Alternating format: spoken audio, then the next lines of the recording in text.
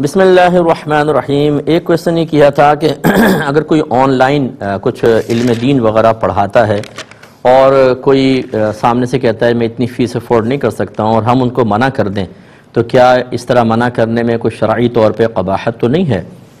دیکھیں، اس میں کوئی قباحت نہیں ہے۔ اصل میں جو کوئی بھی دینی لحاظ سے پڑھا رہا ہے اس کو نیت یہی کرنی چاہیے کہ میں اپنے وقت کے پیسے لے رہا ہوں، نہ کہ علم دین پڑھانے کے۔ تو اب وہ چونکہ اپنے وقت کے پیسے لے رہا ہے اور کوئی اس کے وقت کے پیسے نہیں دے پا رہا اتنے اور وہ منع کر دے، تو اس میں شرعی لحاظ سے کوئی مسئلہ نہیں ہے۔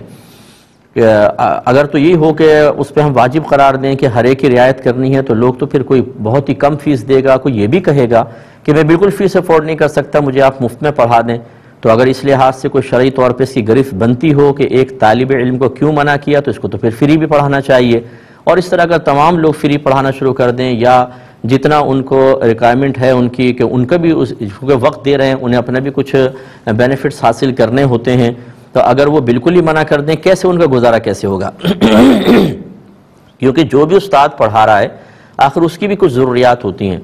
ہم لوگ یہ تو بہت ہی سمجھداری کا مظاہرہ کرتے ہیں۔ میں نے خاص طور پہ دیکھا ہے علم دین کے معاملے میں کہ دین پڑھنے والا گویا کہ ایک طرح سے احسان جتا رہا ہوتا ہے کہ ایک تو میں دین پڑھنے آیا، آپ مجھے پڑھا نہیں رہے۔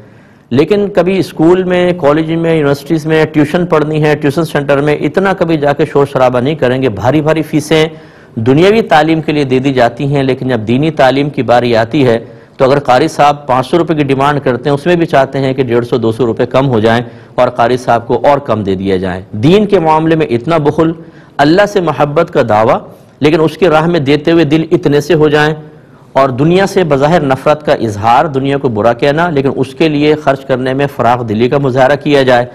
آخرت دائمی ہے، اس کے لیے خرچ کرتے ہوئے دل تنگ ہو، دنیاوی عارضی ہے، اس کی ترقیوں کے لیے دل کھول کر دیا جائے، تو یہ تھوڑا سا دیکھ لیں کہ یہ ایک صحت مند دل کی علامات نہیں ہے، بلکہ مریض قلب کی علامات ہیں۔ ایسا نہیں ہونا چاہیے۔